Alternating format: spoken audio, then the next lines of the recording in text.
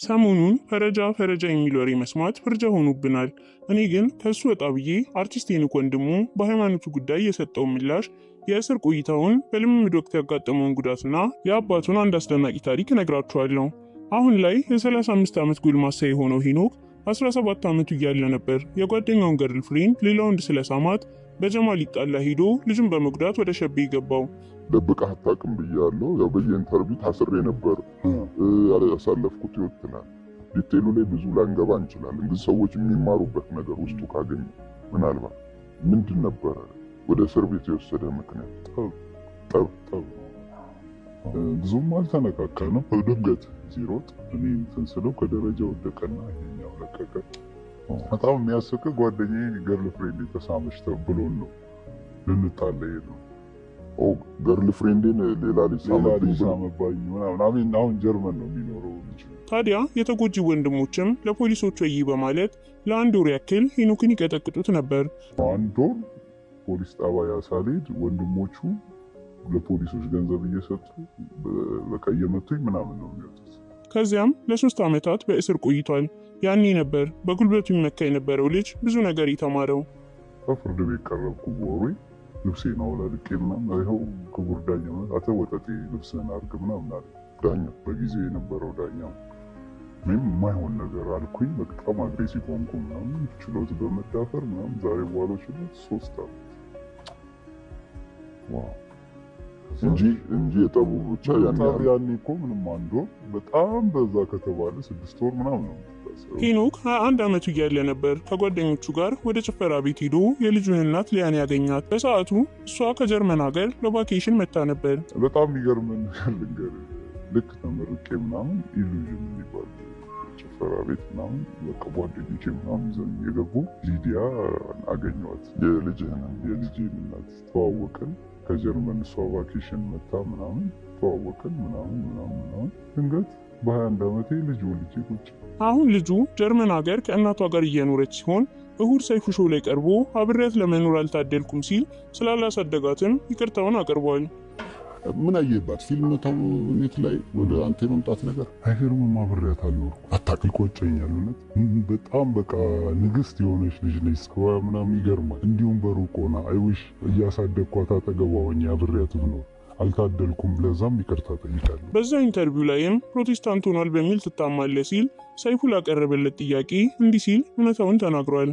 አንተን በተመለከተ ለየት ያለ የሰማው ሀሜት አለ? ኧረ ብዙ። ያው እቺ ያልኩ ነገር ነው። የላይኳና የፎሎወሯ ጉዳይ ያጓጓል ይመስለኛል። አላውቅም። እኔ ታለንት አከብራለሁ ብያለሁ። አሁን ጊዜው አርቲስቱ አዳራሽ ውስጥ ፎቶ መነሳት የማይችልበት ጊዜ ላይ ነው ያለ። በአንዴ ነው እምነትህን የሚያስቀይሩ።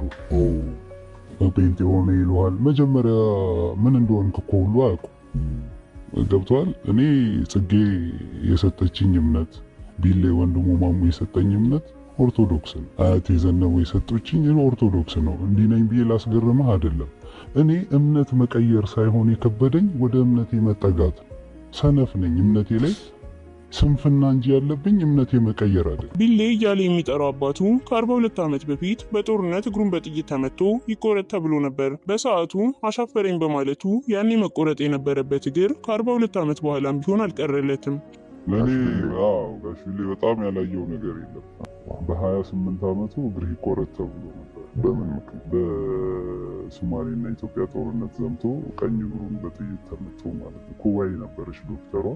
ዞር በይኔ እግሬን አትቆርጭኝም ምናምን ብሎ ጥይቱን አስወጣ ምናምን። እኛ ተወለድን ምናምን። ዛሬ ዶክተሩ ከ42 ዓመት በፊት ነበር ይሄ እግር መቆረጥ የነበረበት። በጣም ጎበዝ ነህ ብሎ አሁን ከ2 ወር በፊት ቀኝ እግሩ ተቆረጠ። ሄኒ ወደ ትወናው ባይገባ ምን አይነት ህይወት ሊኖረው እንደሚችል እንዲህ ሲል ተናግሯል። አሁን የፊልም ተዋናይ ባትሆን ሄኒ ምን ሊሰራ ይችላል? ማለትም እኔ ከዛ በፊት በጣም ቅጣ ያጣው ልጅ እንደነበርኩ ነው የማውቀው። ነግረኸኛል። ምናልባትም ላልፍ እችል ነበር። በጣም አስቸጋሪ ልጅ ነበር። አሁንም ቢሆን ይህ ወጣት የጀመረውን ፊልም ዳር ለማድረስ የገጠመው የገንዘብ እጥረት ሳይበግረው ድጋፍ በማሰባሰብና የሰዎችን ፊት በማየት ስራውን ለመቀጠል ተገዷል። በልምምድ ወቅትም ጥርሱ ላይ ጉዳት ደርሶበት ነበር። ያው ፈረጃ ያልከተተኝ ነገር የለም አይደለ? ኦልሞስት 5 ደቂቃ በቃ መከላከል ነው። ብዙ ፓንቾች ይሰነዘሩባል፣ መከላከል ከተዘናጋ ያርፍብሃል። ቆንጆ ፓንች ማለት ኢቭን እስከ መውደቅ ማለት እና በጣም እንደዚህ እየተከላከልኩኝ ምናምን የሆነ ሰዓት ላይ እጄን ደከመኝና ሳወርድ እሱም ሲሰነዝር መታኝ እና የዛን ሰዓት አልተሸረፈም ነበረ እና በቃ ቴንሽን ሆንኩኝ። ዝም ብዬ ሰዎችም እያወራሁ ምናምን እንዲህ በምላቴ እንዲያደርጓሉ የሆነ ሰዓት ላይ ፍንቀል ይላል። ከትንሽ ተነስቶ ትልቅ ቦታ መድረስ እንደሚቻልና ከዝቅተኛ ኑሮ መነሳቱ ለስኬቱ መሰረት እንደሆነ ይናገራል። ሊነጋ ሲል ይጨልማል አይደል የሚባለው። እኔ በህይወቴ ብዙ ውጣ ውረዶችን አልፌያለሁ። ማለት ከዝቅተኛ ቤተሰብ የመጣው ልጅ ነኝ እና ራሴን ለማሸነፍ ብዙ ነገሮችን ኢቭን መኪና አጥቤያለሁ፣ መኪና ጠብቄያለሁ፣ ብዙ ሪስክ ያላቸው ስራዎችን ሰርቻለሁ። በብዙ ውጣ ውረዶች አልፌያለሁ እና ዛሬ ላለሁበት ማንነት እነዚህ ነገሮች ጠቅመውኛል። ንብረቱን እስከ መሸጥ፣ ኪሎውን እስከ መቀነስና ለቀናት እንቅልፍ እስከ ማጣት የደረሰበት ፊልምም ከ2 ወር በኋላ ይለቀቃል። እኔ ግን ፈረጃ ሳይወጣ ገና ባሉት ሽልማቶች ላይ የዓመቱ ምርጥ ፊልም በሚለው ዘርፍ እኔ ዝም ብዬ ሳላየው ገና ፈረጃ ፊልም ብቻ ሳይሆን የጽናት ተምሳሌት ነውና የደከምክበትን ፍሬ ለማየት ያብቃህ እያልን የዛሬ ቪዲዮአችንን አበቃን። ቀጣይ በሌላ ቪዲዮ እንድንገናኝ ላይክ እና ሰብስክራይብ በማድረግ ቤተሰብ ይሁኑ።